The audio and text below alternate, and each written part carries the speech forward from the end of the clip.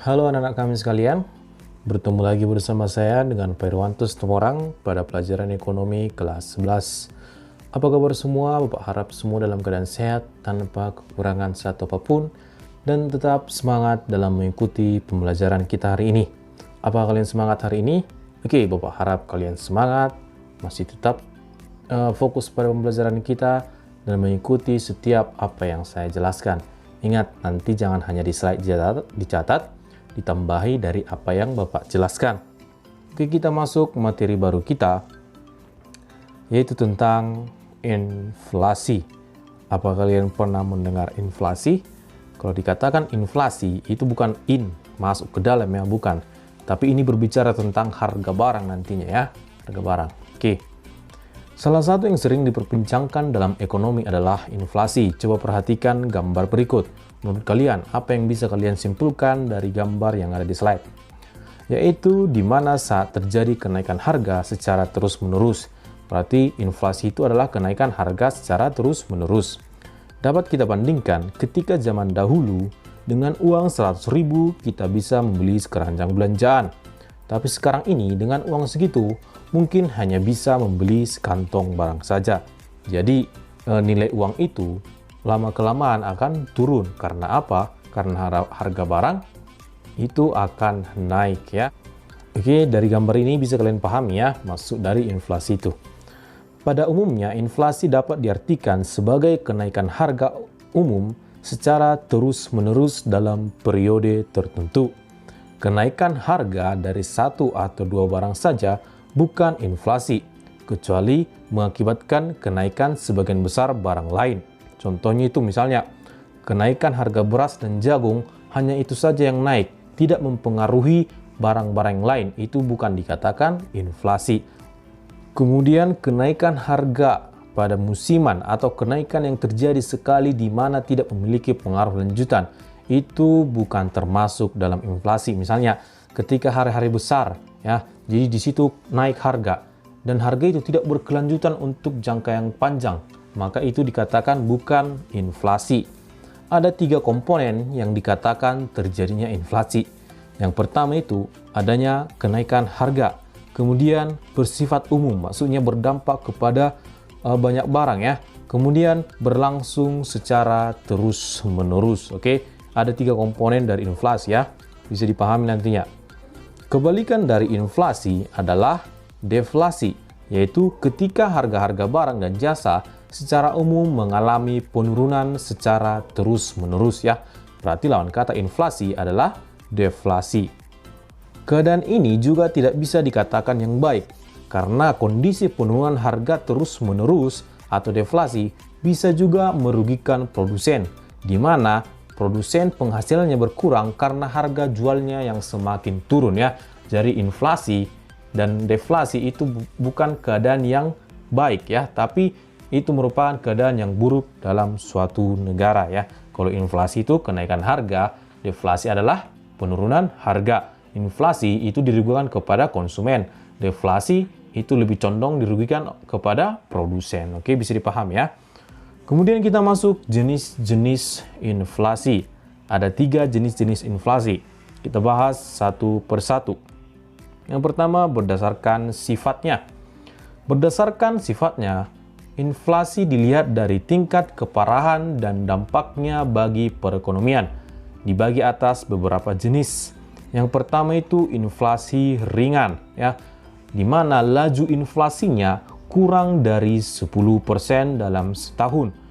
Sebagai contoh, Indonesia selama 10 tahun terakhir mengalami tingkat inflasi di bawah 10%. Berarti inflasi di Indonesia itu tergolong inflasi ringan.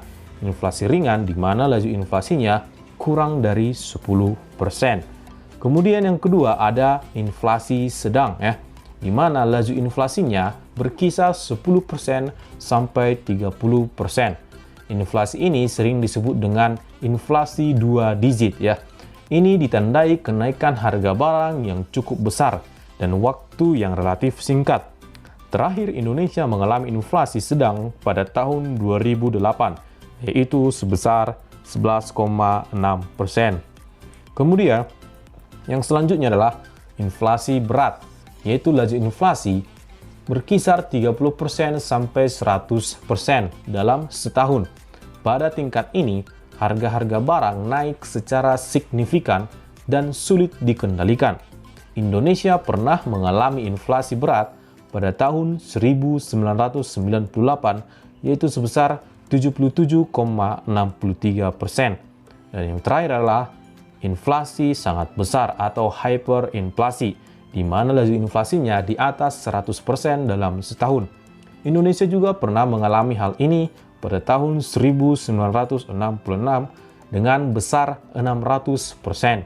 Jadi dapat disimpulkan, pada saat itu kenaikan harga barang naik sebesar 600%. Misalnya, pada saat ini harga jengkol per kilonya itu 10.000, kemudian naik 6 kali lipat menjadi 60.000. Itulah maksudnya kenaikan sebesar 600%, naik 6 kali lipat, cukup besar ya. Oke, ini dia berdasarkan sifatnya. Kemudian kita masuk berdasarkan sebab. Berdasarkan sebab, yang pertama itu adalah inflasi tarikan permintaan ya. Ini akibat permintaan atau demand pull inflation. Inflasi ini terjadi karena adanya kenaikan permintaan untuk berbagai jenis barang. Dalam hal ini, permintaan masyarakat meningkat secara agregat atau disebut juga dengan agregat demand. Hal ini disebabkan karena pendapatan masyarakat meningkat. Kenaikan permintaan masyarakat atau agregat demand ini mengakibatkan harga-harga naik karena penawarannya tetap. Penawaran itu maksudnya itu dari segi produsen, menawarkan barang-barangnya apakah ikut juga naik atau turun atau tetap gitu ya.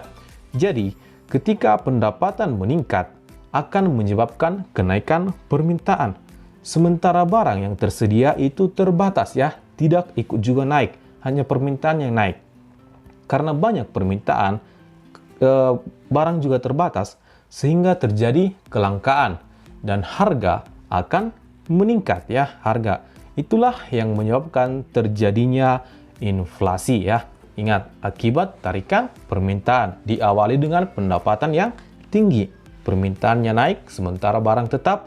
Karena barang sudah dibeli semua, maka terjadi kelangkaan sehingga harga barang naik dan terjadilah inflasi. Oke, bisa dipahami ya.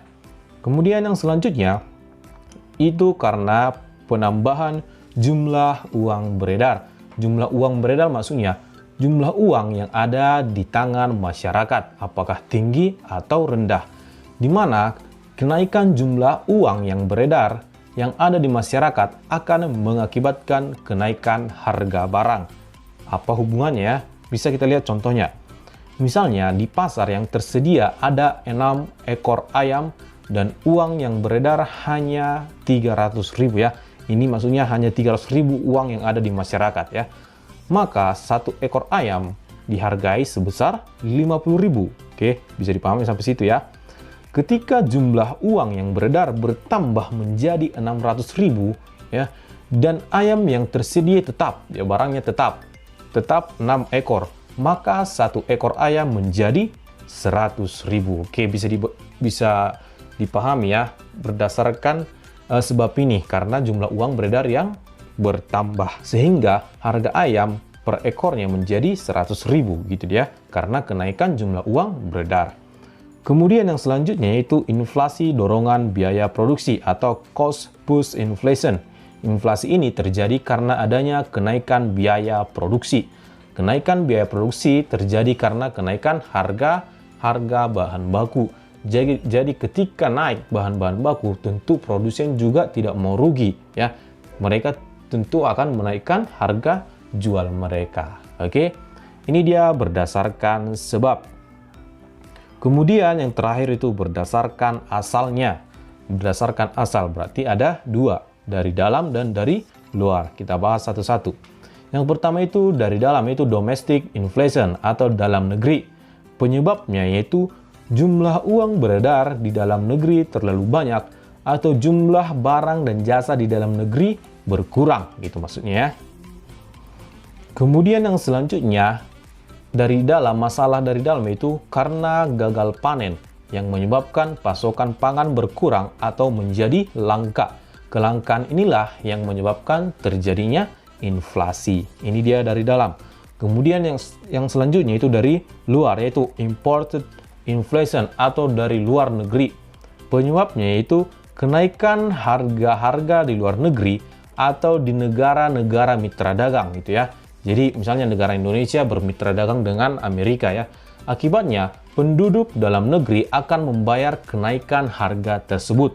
Misalnya harga kain 1 meter naik dari $2 menjadi $3, sehingga biaya produksi dalam negeri akan naik dan mengakibatkan harga barang-barang hasil produksi ikut juga naik ya. Ini dari luar ya, karena kenaikan bahan baku tadi, harga kainnya tadi ya, yang bermitra dengan negara asing ya. Kemudian yang selanjutnya, akibat melemahnya nilai tukar terhadap mata uang asing. Terhadap itu ya, nanti diperbaiki. Misalnya, saat membeli kain dari luar negeri, nilai tukar yang berlaku sebesar $1 13.000 naik dia menjadi 13.500. Jadi ketika dia membeli $1.000 dengan harga 13.000, produsen membayar sebesar 13 juta. Tetapi ketika naik menjadi 13.500, maka produsen akan mengeluarkan 13.500. Inilah akibatnya melemahnya nilai tukar kita terhadap dolar, sehingga kita membayar lebih tinggi gitu ya. Ketika harga dolar 13.000, kita membeli benang sebanyak $1.000, kita membayar 13 juta. Tapi karena dolarnya naik, ketika kita membeli $1.000, maka harga benang itu kita bayar sebesar 13.500.000. Oke, itulah dia jenis-jenis inflasi. Ada berdasarkan sifat, berdasarkan sebab, dan berdasarkan asal. Mudah-mudahan bisa dipahami materinya. Apabila ada kekeliruan dan masih kurang paham, bisa ditanyakan langsung kepada saya. Oke, akhir kata saya ucapkan terima kasih dan tetap semangat belajarnya. Dan sampai jumpa di pertemuan selanjutnya.